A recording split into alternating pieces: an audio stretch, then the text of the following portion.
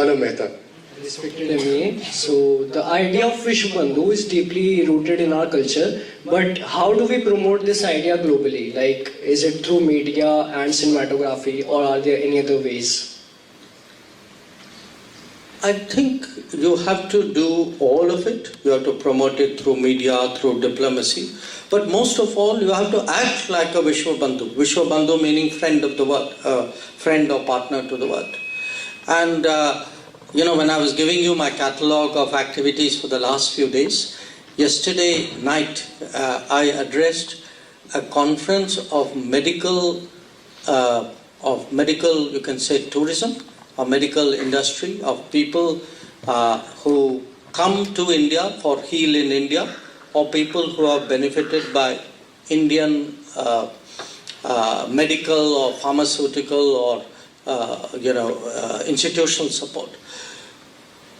I was myself, struck by how active we have been across the world in terms of, support in the health sector. When I look at disaster situations, rescuing people, or going for earthquakes or that kind of disasters, or I look at contributions we make, or sometimes even just standing up for other people. We had the president of the AU speak up at the G20. Now, the fact was, Africa had been continuously promised a seat in G20, but it didn't really get done till the G20 came to India because nobody was willing to make a fight of it. So I think, so everybody will say we are a friend of the world. You have to act like a friend of the world. And the world has to believe you are a friend based on what you do. So I regard it in a way as a direction, as an outlook, but it's also a goal. You have to keep challenging yourself that, are there things I can do for the world which will make it a better place? Thank you. Thank you. So it's not just technology, but even our foreign policies are governed by the tradition, because we say manasyekam, vachasyekam, karmanyekam mahatmanah. So it's not mere lip service, but the unity in thought, word and action that what makes an impact. Ms. Muskan Priyakant Rawat, she hails from the 5th year Industrial Chemistry. Respected MEA, my question is, what opportunities are being created for the youth so that they can learn about the cultures and ideas, helping them to develop a sense of brotherhood for the future? Well, the Kashi Tamil Sangamam itself is an example.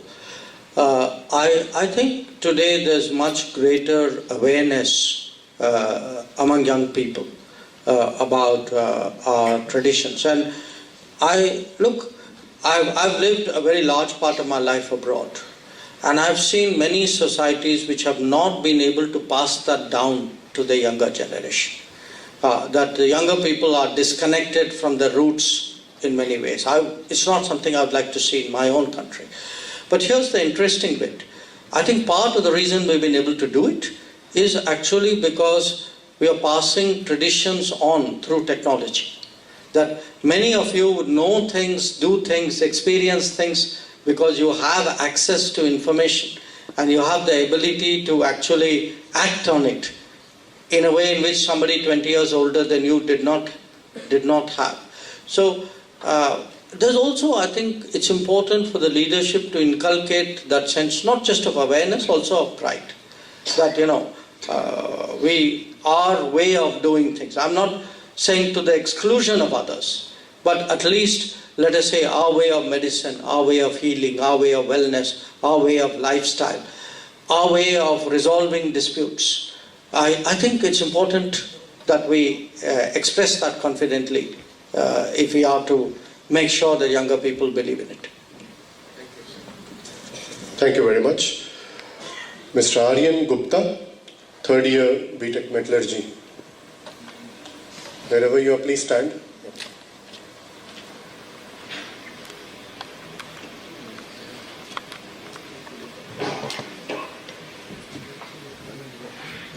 Hello, sir. My question is that AI is the future we all know, and currently it lacks the emotional quotient. So, as India offers an unparalleled wealth of data across languages, cultures, and ethnicity and all socio and economic backgrounds, so what steps government should take to harness this diversity and help countries in the development of AI, uplifting the emotional quotient? I would urge you to look or read what Prime Minister said at that AI summit in Paris, because one of the basic points he made is how to deal with the cultural bias in AI, which is partly what you are talking about. In that sense, India would be a very crucial player. Not just because of our technology capability, but also because of our scale. That scale and diversity. That if you had the scale, but it was a more uniform scale, I think its value to AI would be less. What we bring to AI is one, the talent, two, the scale, and three, the diversity. And I think those three combined together would actually deal with this. If, by the way, any of you has anything to ask any of the ambassadors, please feel free on your behalf. Yes, so the questions can be even addressed to the various ambassadors who are amidst us. So please make use of that opportunity as well. Mr. Raja Bhavesh.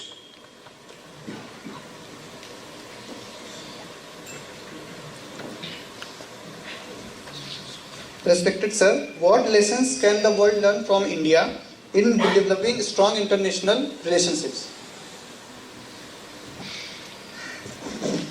I don't think it's a matter of world learning lessons. I think we are an old civilization society. There are habits and attitudes and practices that we bring to bear, and many others do as well. I would rephrase what you are saying, which is, I think we need to contribute more confidently, more strongly. And if we do that, the value of that contribution would be recognized. But equally, I think we need to be sensitive and aware of the contribution of others. That, it's just as we feel that sometimes not enough justice is done to our viewpoint. Remember, there would be others who would be having a similar feeling as well. So a lot of what we are trying to do is not just change, one part of it is to change the power balance in the world. I think the more difficult is to change attitudes so that it's a much more consultative and you can say a democratic world, much more collaborative world, in which obviously we would like to do our fair share and more. Thank you, sir. Ms. Ritik Mittal, Mr. Ritik Mittal, who comes from the mining engineering, 4th year. Hello, sir. My question is, as we embrace Vishwa Bandhu, how can we ensure global engagement? And what key parameters should guide this? And which topic should India prioritize?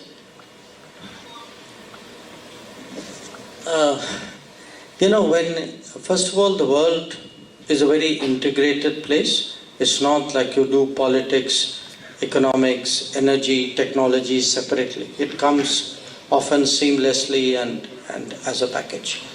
So it's very hard to necessarily pick. I mean, obviously there are some countries have greater priorities. But again, think back today. If we are, the fifth and, fourth, third largest economy in the world, I put it to you the other way around. Which part would you not engage the world? Which domain is it which is not globalized anymore, where you can feel that I can handle it only at home? I would suggest to you none. That every part today of what we do, every dimension, every facet of our activities somewhere has some kind of global external dimension. Look again, the key part, the whole concept of Vishwa Bandhu. It is not, it's not rocket science. The whole idea is how can a country maximize its friends and minimize its problems. It doesn't happen by itself. It just doesn't also happen only by being nice. It will happen if you are prepared to do more. If people remember you as standing up at that moment of a problem or a crisis. Or if you say, okay, I'm sort of trying to find a way out of a difficult situation. So Vishwa Bandhu is not a passive concept. It requires actually to be credible. You can have no enemies and be irrelevant. If you are relevant, there will be, of course, there will be some problems accompanying it.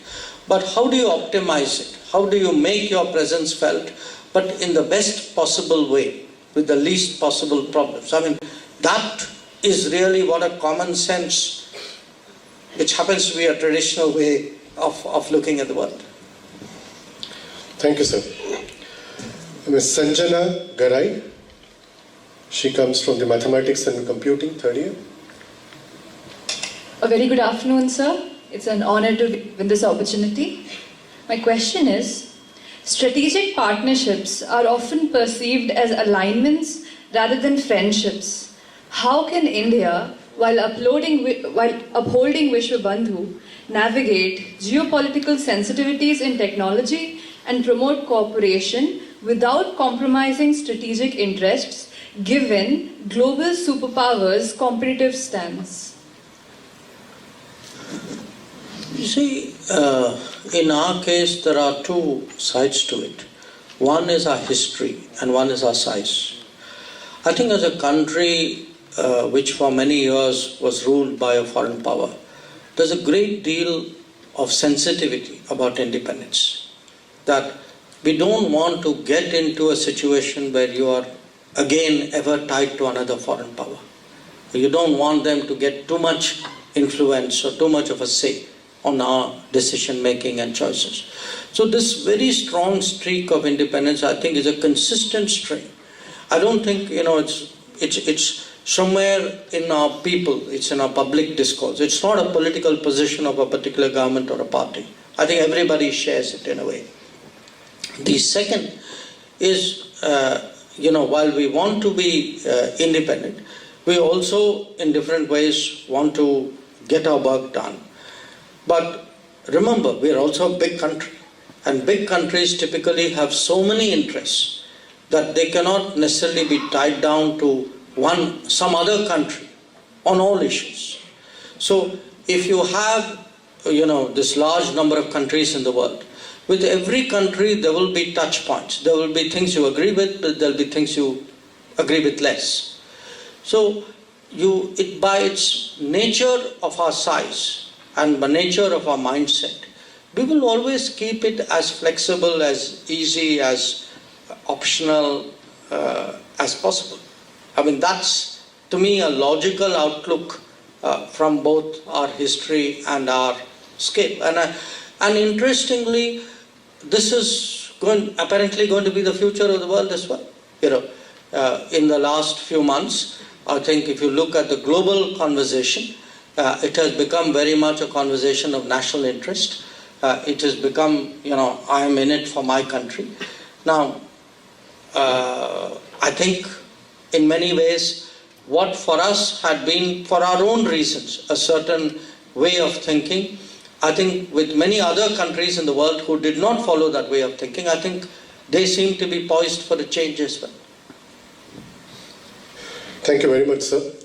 Since I had the privilege of standing between you and the minister, I'll break the ice, and I have some question for the ambassadors who are sitting here, because you have shared concept of decolonization, because we have several ambassadors, high commissioners from different countries in Africa, and we morning discussed about the spirit of decolonization, which is we are currently facing. Perhaps in your individual countries you have already faced it, and it's going on. I, as an Indian, now an informed Indian, would be requesting you specifically about your experience of the decolonization waves that you have experienced or you have led in your country. I would request our ambassadors from Rwanda or High Commission from Somalia or Jamaica.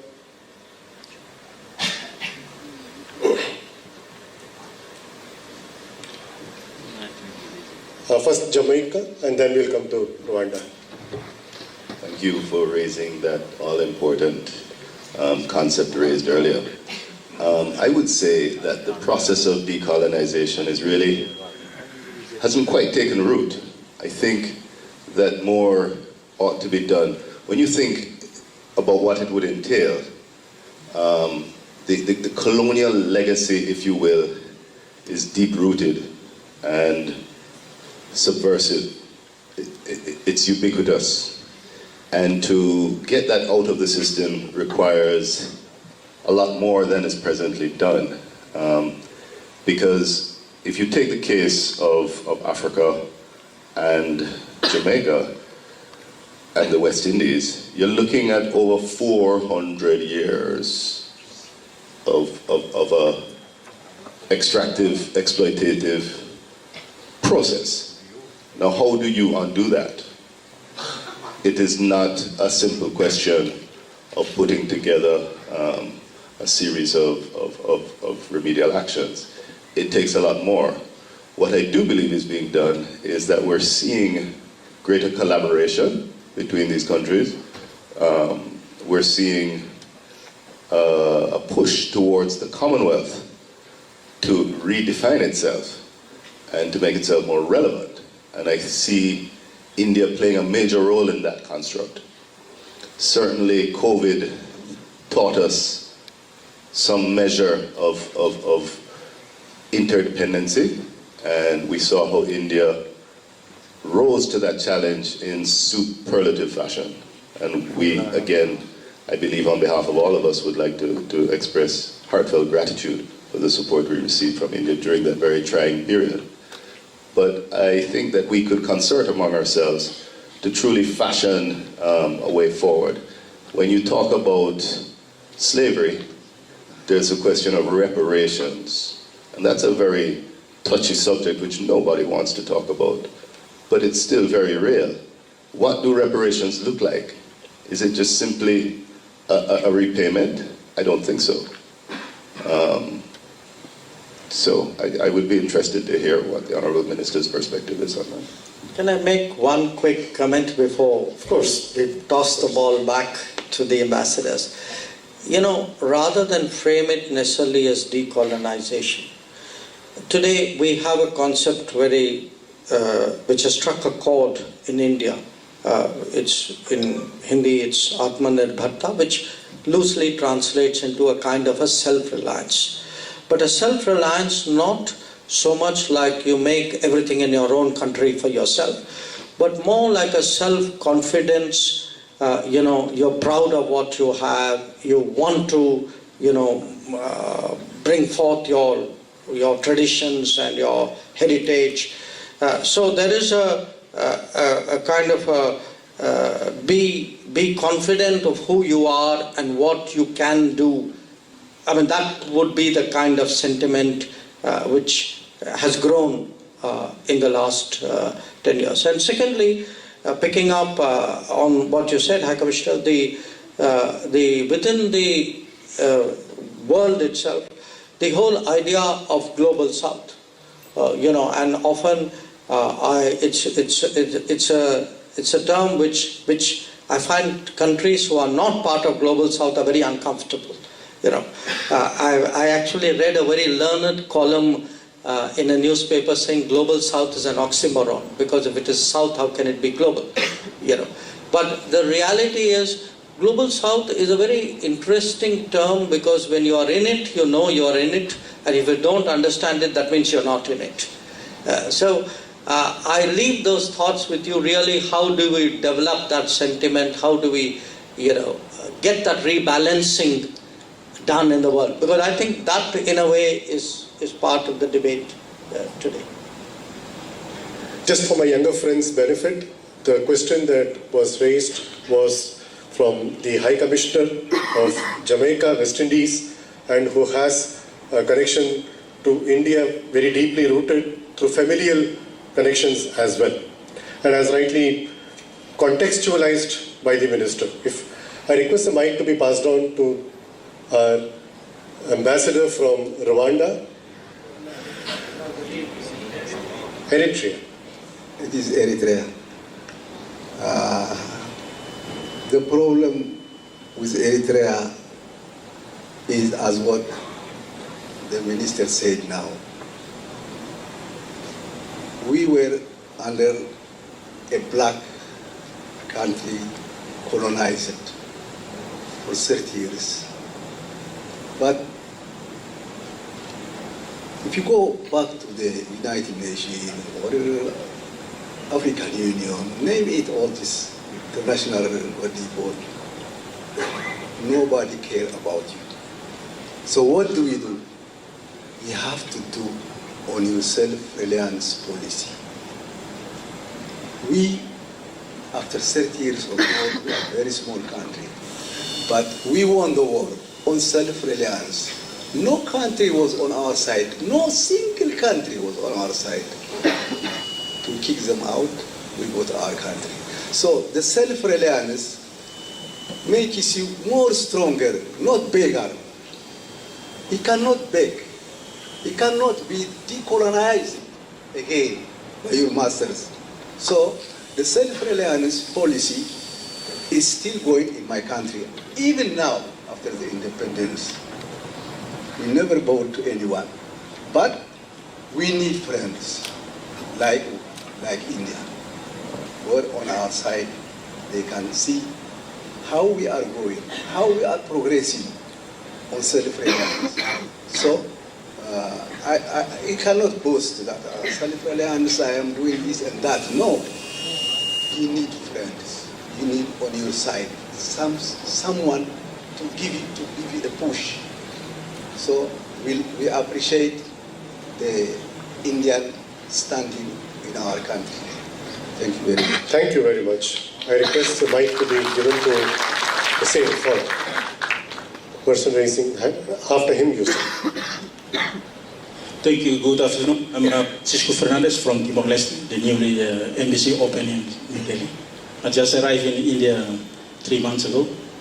I think back to the topic, Timor-Leste is the last country that got referendum in 1999.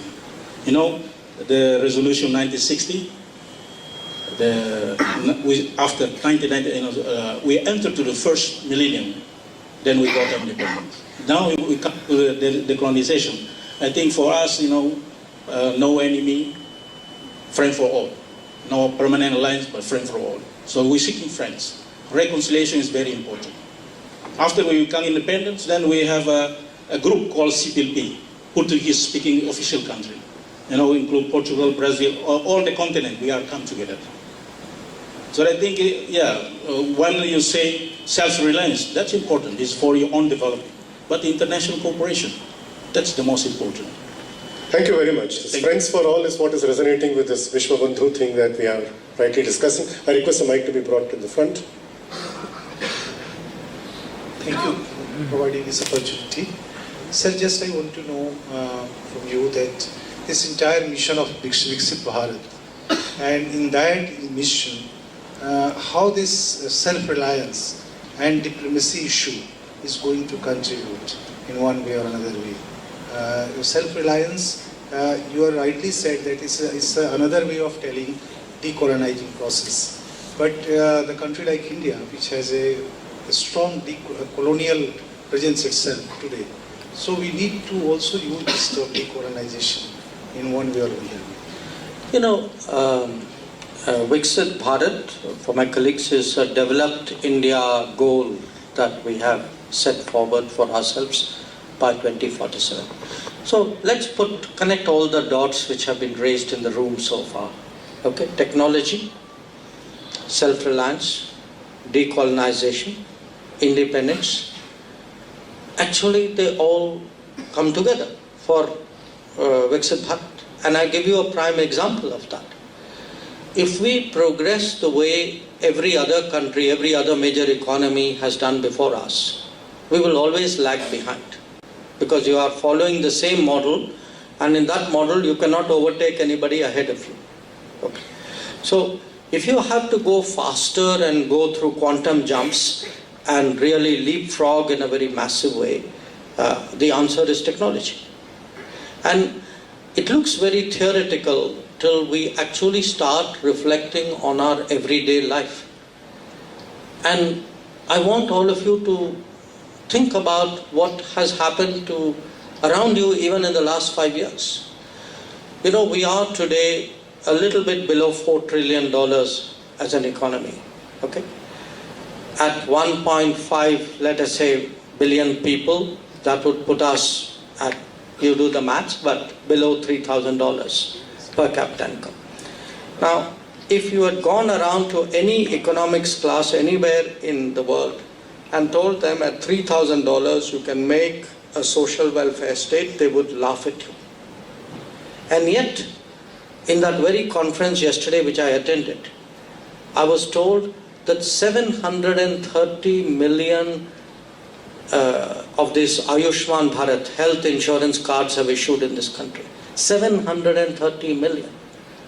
I'm part of a cabinet which sanctioned nutrition support every month for 815 million people. Just look at the scales of this and ask ourselves, how were we able to do it? You know, why is it we today don't even think about doing things by the hundreds of billions? I mean, look even at COVID. You know, if everybody had the 2 doses and most of the country was, I mean, we did something like 2.3, 2.4 billion doses. And almost everybody in some form was told, your dose 1 is available in this period at this place and you're now eligible for your dose 2. Now, it has shown you what happens when you take that technology, but you have the confidence, you have the creativity, you have a different way and a different ambition of applying it. And then you can actually manage to do something on a scale, in a manner in which probably even the people who thought of it, the technology or the practice in the first place, didn't know. I mean, we speak today of digital public infrastructure. I mean, the digital existed before us. The infrastructure existed before us. We were just the guys who applied it on a scale which nobody else had ever done before. So if you want to do that kind of creative things, and I think the AI world is ripe for it. You know, I would argue that if there is any country which can get it right, can actually harness the power of AI, it is India, because it will give us a pathway to, to grow at a speed and in a manner in which the pathways, the orthodox pathways, will never give us. And to do that, you need confidence. So the missing piece, the X factor in all of this, we come back to, is who are we? You know, who are we? If we think of ourselves, what are we as a people? You know, take pride in it, draw inner strength from it. I believe that, you know, there is a lot that can come out of this. On that note, due to want of time, we'll take one more question from Mr.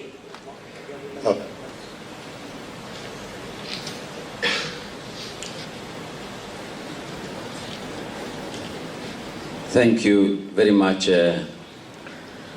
Excellency Minister. This is Peter Munyiri, High Commissioner for Kenya. I wanted to say we need to agree more in terms of India became independent in 2047. There are very many other countries that became independent thereafter. I think with all due respect, the issue of being held back by the colonizer is more of a myth and something which nations have to completely get out of. It's like a shell that you need to break out and realize you've got a nation, you've got a people, you've got to build the right strategy, and you've got to build momentum and realize there are several key competencies that are inbuilt in the country and that are available, that you then creating linkages globally and having the right partners as well, you can propel yourself. As an economist at a banker, I was here in India in 90s, 2000, and I can tell you what I see now is the whole factor around the leadership and people who know where they really must get to. And some of the capabilities which are available for me as a High Commissioner is an issue of look at them, what is possible to create a collaborative approach and then you also become disruptive at the local level. Let me say that from the African setting, it's not a resource issue. Perhaps we need to look more in-house, because when we say India and technology as well, you find that, for instance, Kenya, we invented the mobile money. The mobile money transfer is an invention, Kenya. The tech side in Kenya, despite we are an African country, we have a lot of linkages and we are not lagging behind. I'm trying to say, Mr. Minister and Honorable Excellencies, is no longer a factor of we were colonized. And as a people, the republic I represent, where we have over 300,000 nations, we find that there are particular sectors where we are doing extremely well. They are part of, at the local level as a nation, we are realizing that there's no reason why we need to be where we are. So there are issues and questions that are not necessarily at the diplomatic level, but they need to be confronted, and the nation wakes up to a new strategic reality of where the people must get a push to. Because when I look at this nation, for me, the lessons learned, I see a certain factor there, which is key. It is not necessarily the colonialist anymore. Thank you. Thank you very much, His Excellency, for rejuvenating the spirit and not to harp on the colonizers' point of view. Again, due to want of time, I would put a sorry face, maybe a word. I'll request the mic to be given this side.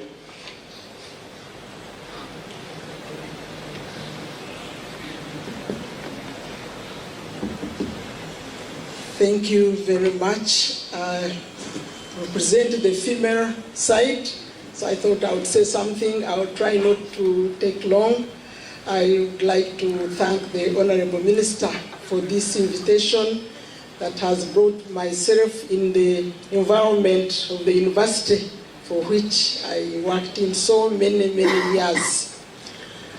Honorable Minister, I would like to thank you and the government of Honorable Modi once again for walking the talk and facilitating AU joining the G20.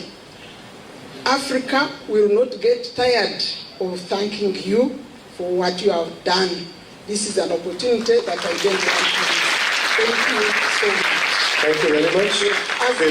As I end, I want to support my brother because from Kenya, because I had it on my notes, that I have said this before, I have written it wherever I have a chance, that for how long are we going to blame our colonizers for our backwardness, Africa? For how long? It is 60 years plus 70 years since the colonizer left. Yes, he took our resources, but did he take our brains? Why don't we take the destiny of our country, as my brother said, and vote ourselves? That is why we associate ourselves. And as the Dean said, we need friends. That's why Uganda and many African countries, we are associating ourselves with India, because India is a friend. India understands us. India was where we are not too long ago. So we believe we are on the right path. Thank you so much. Thank you very much, Your Excellency. Just to wind up, we will take one question from our student, Ravi Kumar. Ravi Kumar.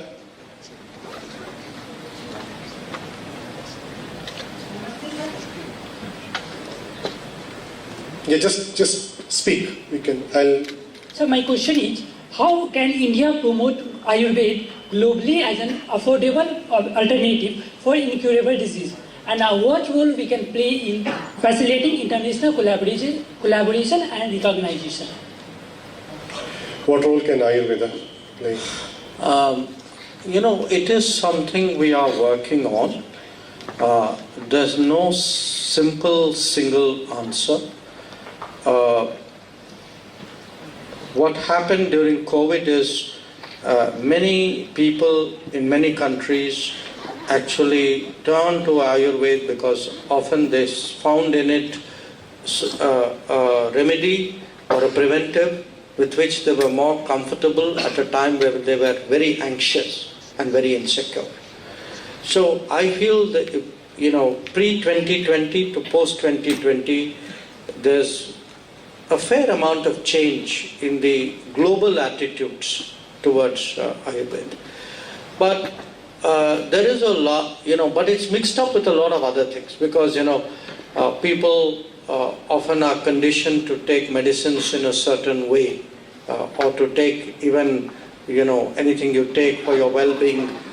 So there are dosages and there are packaging, and so in many ways it's a question of also Ayurveda solutions being presented to them in a manner in which they are comfortable. There is a larger issue about medicines from India. We are trying to popularize Indian pharmacopoeia. We have agreements with a number of countries to accept that. There's